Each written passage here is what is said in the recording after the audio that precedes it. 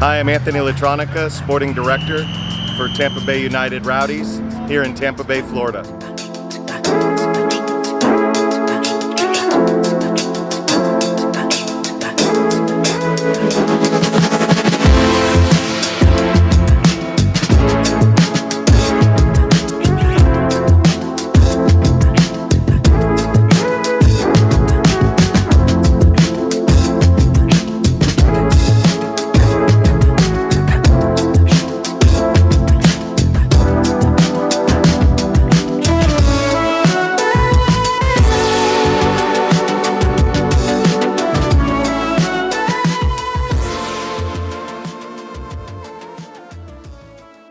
So first day back on the fields.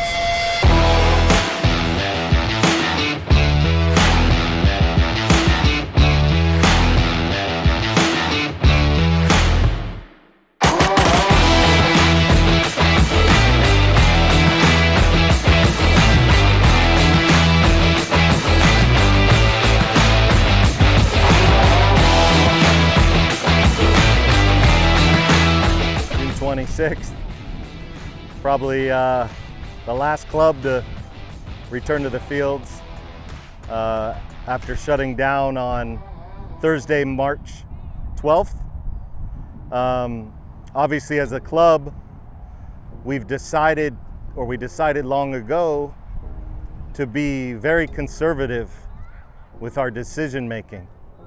There was a point in time when we were still in phase one, schools were closed, and the governor lifted the ban on youth sports activities.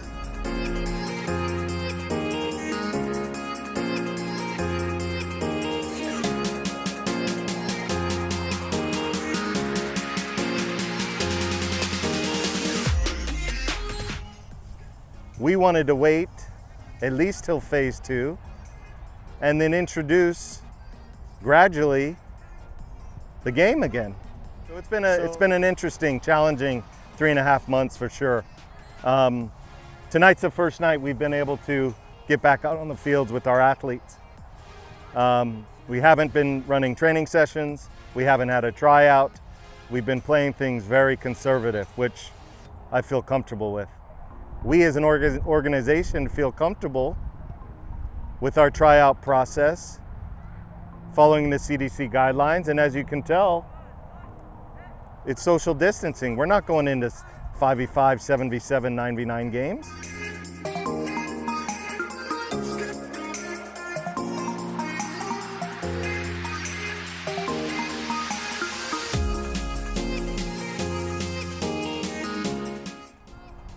You know, we've designed our content and our training accordingly, just like you would any other preseason. The fact of the matter is these kids have been off the field for 3 months. So the health and safety of the kids matter, but so does the injury prevention. So to do an evaluation process and throw them full speed back on the field, it doesn't make much sense. So we're treating it as a professional organization would, which is to slowly return them back to play. COVID-19 is something that's bigger than all of us. And as much as we love the sport and we love our athletes, you know, we have to put things on hold a bit. You know, there's no blueprint for anybody.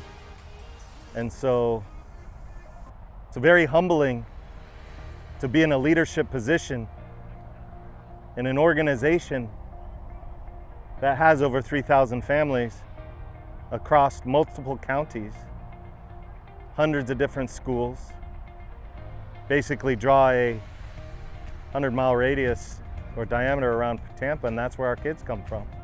I felt like it was our duty to be real conservative with the safety of our athletes. That was our goal, was to do our part in the community and in Florida. Because at the end of the day, the lives are the most important, not the game. You know, so we're going to continue on the trajectory we're on. We're going to continue on the pathway, the conservative approach. We're going to be patient. We're going to be smart.